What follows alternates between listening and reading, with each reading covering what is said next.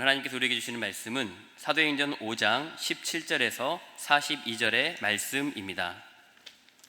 사도행전 5장 17절에서 42절의 말씀입니다. 저 여러분이 한 절씩 교독하시겠습니다. 대제사장과 그와 함께 있는 사람, 즉 사두개인의 당파가 다 마음의 시기가 가득하여 일어나서 주의 사자가 밤에 옥문을 열고 끌어내어 이르되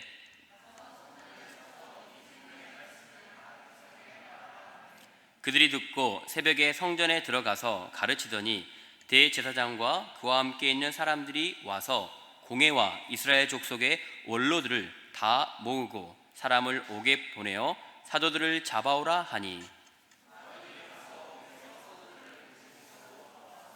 이르되 우리가 보니 옥은 든든하게 잠기고 지키는 사람들이 문에 서 있으되 문을 열고 본즉 그 안에는 한 사람도 없더이다 하니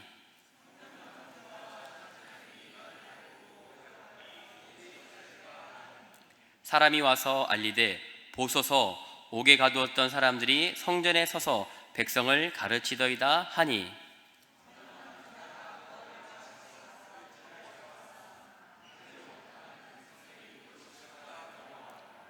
그들을 끌어다가 공회 앞에 세우니 대제사장이 물어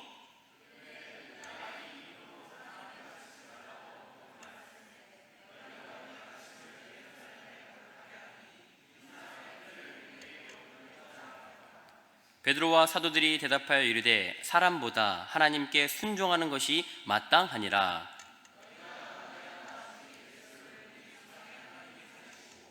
이스라엘에게 회개함과 제사함을 주시려고 그를 오른손으로 높이사 임금과 구주로 삼으셨느니라.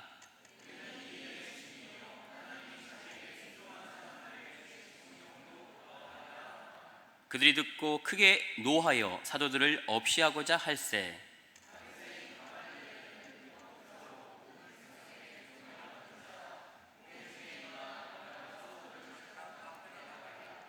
말하되 이스라엘 사람들아 너희가 이 사람들에게 대하여 어떻게 하려는지 조심하라.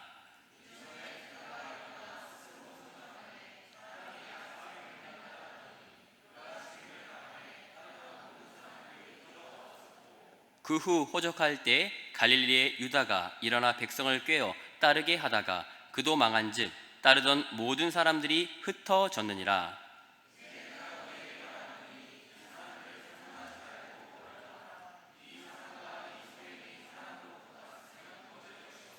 만일 하나님께로부터 났으면 너희가 그들을 무너뜨릴 수 없겠고 도리어 하나님을 대적하는 자가 될까 하노라 하니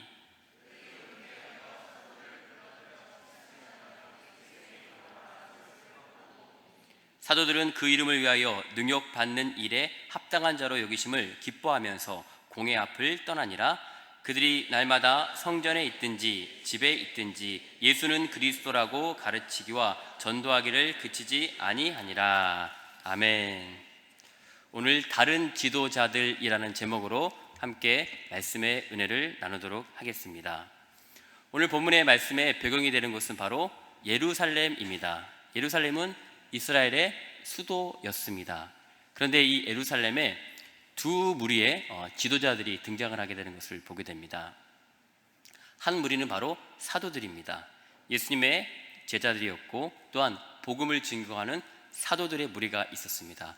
그리고 또 한 무리는 지금 예루살렘에서 종교 지도자라고 일컬어지는 대제사장 안나스와 가야바 가문 그리고 또한 사두개인들 이런 당파들이 지금 모여 있는 상황입니다. 사도들은 베드로와 요한과 이런 사도들은 복음을 전하다가 지금 아무런 죄 없이 예수 그리스도의 복음, 예수 그리스도의 부활을, 예수 그리스도의 십자가의 죽으심 그것을 전함으로 말미암아 감옥에 투옥이 되었습니다. 그리고 매를 맞고 그렇게 많은 어려움을 당하게 되었습니다. 그런데 하나님께서 천사를 통해서 이 베드로와 요한을 사도들을 구원해 주셨습니다. 구출해 주셨습니다.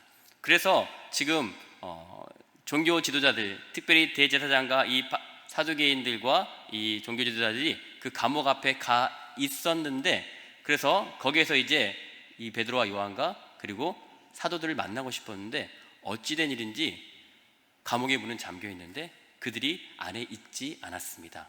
사도들이 감옥에 갇혀 있어야 되는데 그들이 감옥에 있는 것이 아니라 그들은 풀려나서, 하나님께서 지진을 통해서 그들을 풀어나게 하셨는지 아니면 그들의 눈을 간수들의 눈을 어둡게 해서 그들이 자유롭게 되었는지는 알 수는 없지만 이들이 지금 성전에 지금 가 있는 상황입니다.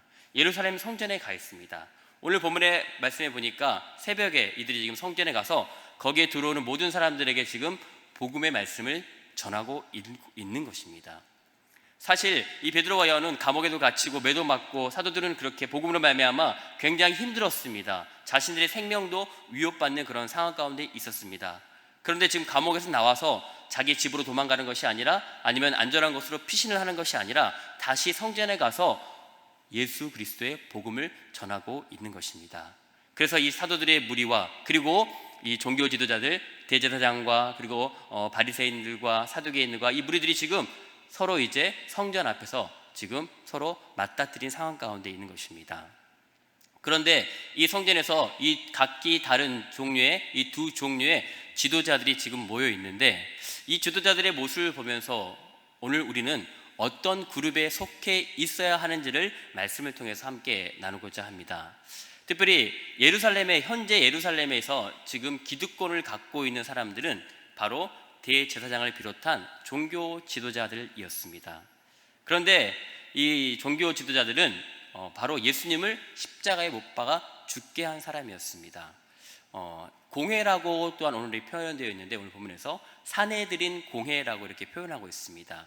이 공회에는 굉장히 권위가 있는 그런 원로의 그런 종교 지도자들의 모임인 것입니다. 그래서 그 공회 안에 대제사장들도 포함되어 있고, 그래서 안나스와 가야바 같은 그들의 가문들도 포함이 되어 있고, 또 사두개인도 포함되어 있고, 많은 이 지도자들이, 종교 지도자들이 포함이 되어 있습니다. 그런데 그들이 지금 대제사장들과 이 종교자들의 입장에서 봤을 때 하지 말아야 될 그런 말과 행동을 함으로 인해서 굉장히 지금 불편한 상황 가운데 있는 것입니다. 하지 말아야 될 말과 행동은 무엇입니까? 바로 예수님이, 바로 너희가 죽인 예수가 바로 하나님의 아들이시다라는 것을 증거하고 있는 것입니다. 그리고 증거만 하는 것이 아니라 이것을 증거하면서 안진뱅이를 이렇게 세우고 많은 병자들이 그렇게 다시 살아나게 되고 병이 치료함을 받고, 그리고 베드로가 지나갈 때 사람들이 베드로의 그림자라도 밟으면은 자기의 병이 나을 줄 알고, 이처럼 사도들이 많은 능력을 행하고 있는 것이었습니다. 이렇게 능력을 행함으로 말미암아 지금 종교 지도자들은 자신들의 입지가 점점 작아질 수밖에 없는 상황이었습니다. 그리고 자신들이 죽인 이 예수를 바로 사람들이, 이 이스라엘 백성들이 알게 되면 그들의 죄를, 이 종교 지도자들에게 죄를 돌리기 때문에 그들이 지금 예루살렘에서 살아가기가 힘든 상황입니다. 그래서 지금 정치적인 이유로서도 지금 종교 지도자들과 이 사도들이 지금 대립을 하고 있는 상황입니다. 오늘 본문에 보니까 사도들의 종교 지도자들의 특징에 대해서 17절에 이렇게 말씀하고 있습니다. 17절의 말씀을 다시 한번 한 목소리로 읽어보도록 하겠습니다. 시작. 대제사장과 그와 함께 있는 사람, 즉 사두개인의 당파가 다 마음에 시기가 가득하여 일어나서. 지금 그들의 마음이 어떻다고 이해하고 있습니까? 마음에 시기가 가득하다라고 이해하고 있습니다. 시기, 질투하는 마음이 가득하다는 것입니다. 뭔가 이렇게 너무나 상대방이 잘 되니까 그것이 싫은 것입니다. 그래서 시기하는 마음이 지금 이들 가운데 가득하게 되었습니다. 대제사장 그리고 사두개인의 당파라고 말하고 있습니다.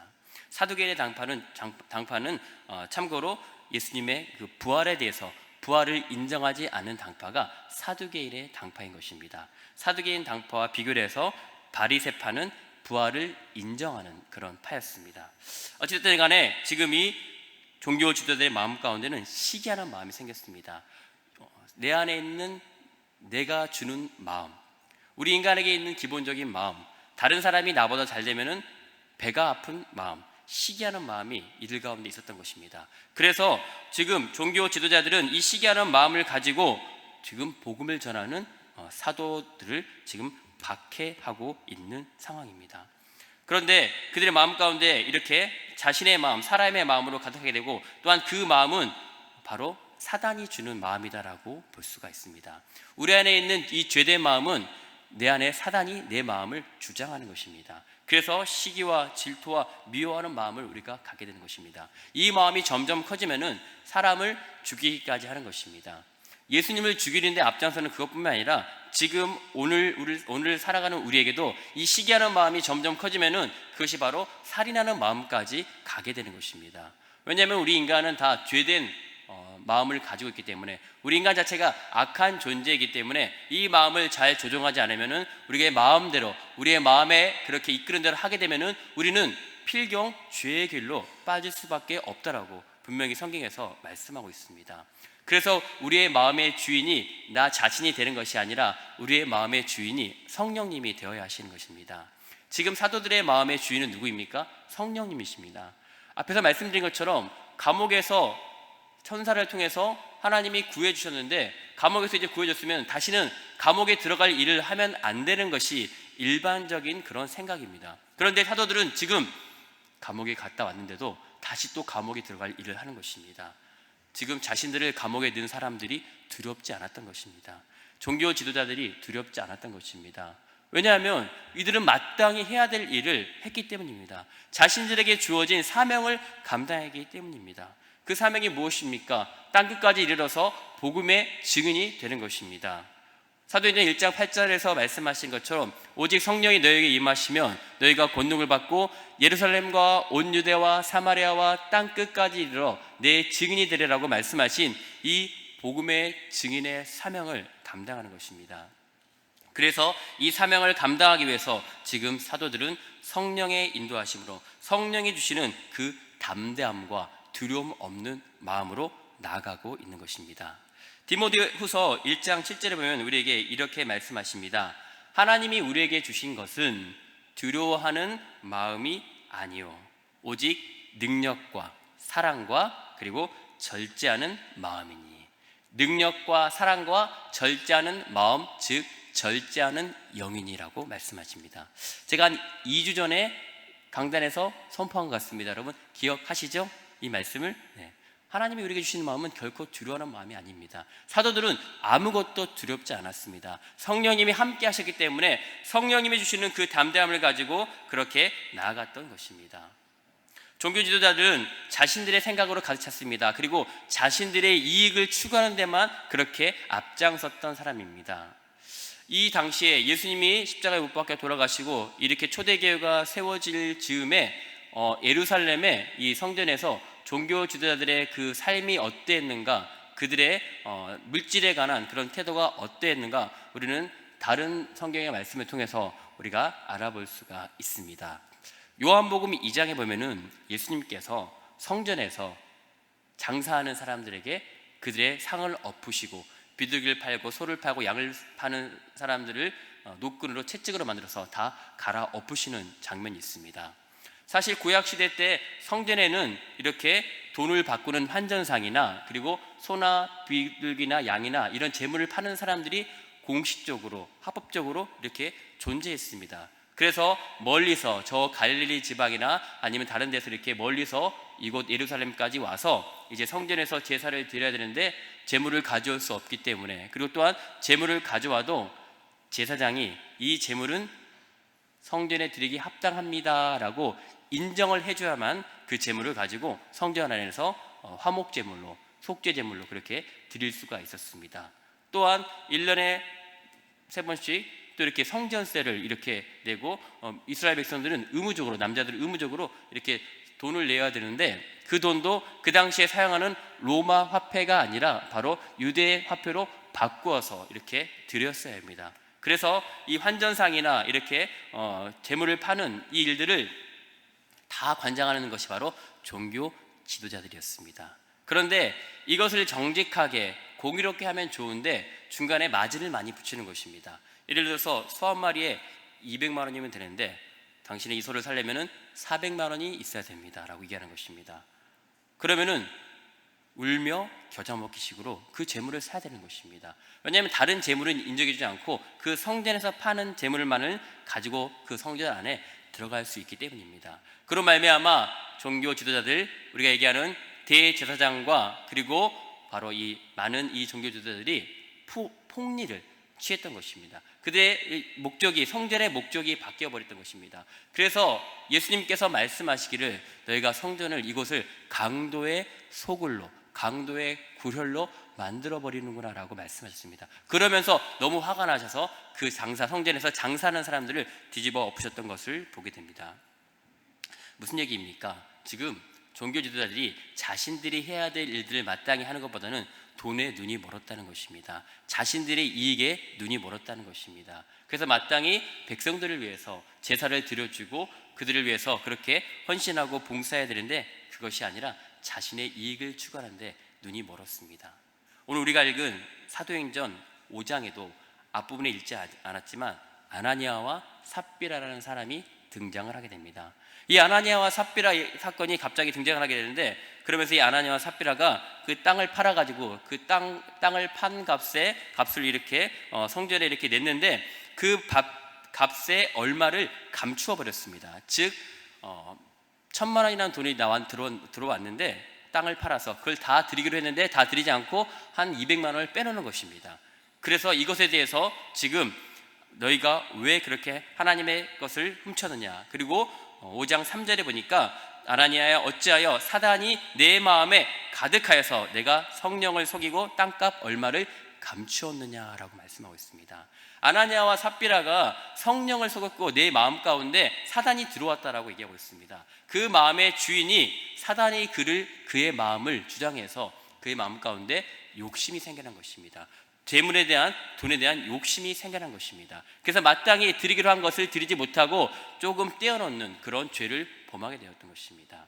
사단이 종교 지도자들 가운데 마음에 들어감으로 말미암아 자신들의 이익을 위해서 그렇게 했던 것을, 자신들의 그 지위를 이용해서 자신들의 이익을 위해서 사용했던 것을 보게 됩니다. 하지만 사도들은 어떻습니까? 성령으로 충만한 사도들의 모습은 어떻습니까? 자기의 것을, 초대교회의 모습을 보면은 자기의 것을 자기 것이라고 주장하지 않았습니다. 초대교회는 유무상통하는 모습이 있었습니다. 모두가 다 함께 나눴으며 모두가 다 자기 것을 자기 것이라 주장하지 않는 그런 모습이 있었습니다.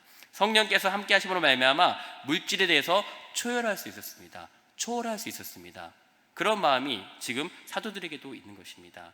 그래서 사도들은 뭔가를 갖고자, 그렇게 뭔가를 소유하고자 그것을 집착한 것이 아니라 이들은 바로 사명에 집착했던 것입니다. 자신들에게 주어진 사명, 즉 이 복음을 전하는 사명을 감당하는 데만 온 모든 것을 집중하게 되었습니다.